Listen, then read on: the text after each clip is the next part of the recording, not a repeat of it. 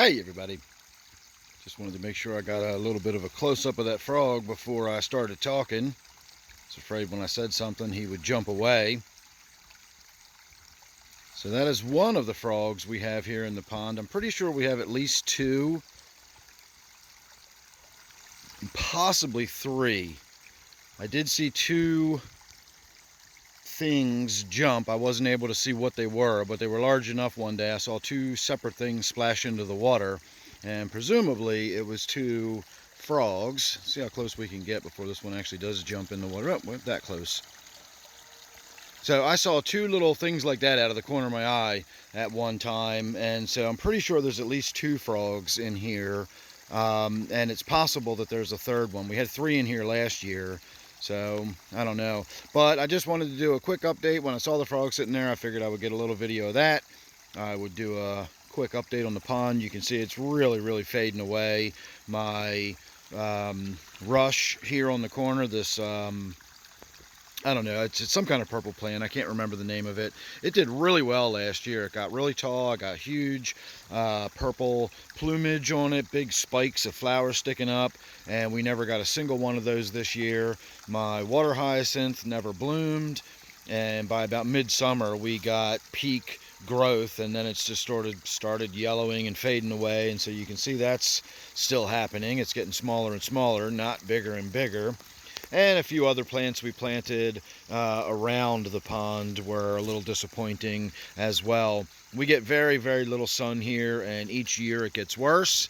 The sun comes up over here and it moves across the sky and it sets over there, and in the peak midsummer it sets about over here, and we do actually get some daytime sun, but you see how the sun at this point is already behind the trees. It never comes out from behind the trees all throughout the day, and so by mid-July we don't really get a whole lot of direct sun on the pond anymore. It's maybe an hour or two a day gets really good sun on it, and you just don't get a good vigorous growing pond with that little bit of light.